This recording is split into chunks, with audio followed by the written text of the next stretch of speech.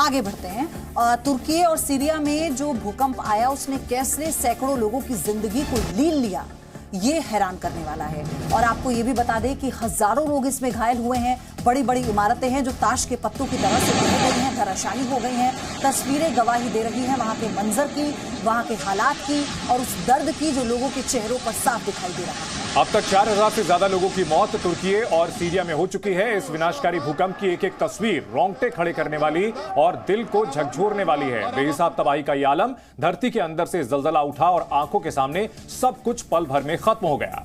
ताश के पत्तों की तरह से इमारतें ढह गई, ऊंची ऊंची इमारतें इस तरह से बिखरी हैं कि उसका मलबा हटाने में कई देशों की रेस्क्यू टीम्स हैं। भारत ने भी मदद के लिए अपना हाथ बढ़ा दिया है। प्रधानमंत्री नरेंद्र मोदी ने कहा है कि हर तरह से हर मुमकिन मदद की जाएगी। भारत इस दुख की घड़ी में तुर्की के साथ खड़ा है और इसी के साथ आपको बता दें रेस्क्यू ऑपरेशन वहां अभी तक चल रहा है। जो लोग फंसे हैं उन्हें निकालने की कोशिश, क्योंकि रेस्क्यू टीम्स की जो प्राथमिकता है वो यही होती है कि अगर कोई भी गुंजाइश है कि किसी को भी बचा लिया जाए तो वो वहां पर किया जा रहा है। बिल्कुल। और तुर्की में क्या हुआ है, 24 घंटे के अंदर 3 भूकंप के झटके आए और भूकंप के झटके वैसे नहीं थे जैसे हम भारत में देखते हैं। यहां 7.9 तीव्रता का भूकंप आया जो पहले सबसे सुबह 4:17 पर आया, जिस वक्त लोग सो रहे थे और ऐसे में तबाही उनके ऊपर बर्फ पड़ी।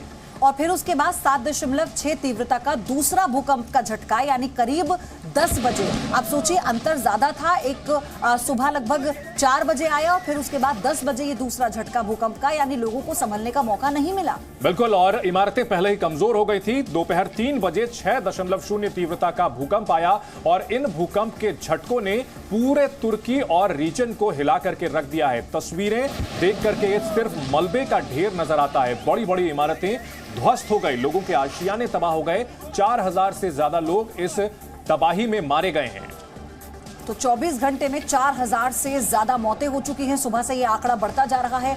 जी न्यूज आपको सारी जानकारी पहुंचा रहा है। 15,000 से ज्यादा लोग घायल बताए गए, 5,000 से ज्यादा इमारतें इसमें ध्वस्त हुई हैं। आप तीव्रता के जरिए अंदाजा लगाइए ना कि 7.9 की तीव्रता का भूकंप अगर आता है तो फिर किस तरह का मंजर होगा और कैसे वहां पर उसकी जो तबाही के निशान है वो तस्वीरों में हम दिखा ही रहे हैं। तुर्की में 7 दिन के राष्ट्रीय शोक का ऐलान किया गया है। हजारों लोग अभी भी मलबे में दबे हुए हैं जिनको निकालने की कवायद की जा रही है।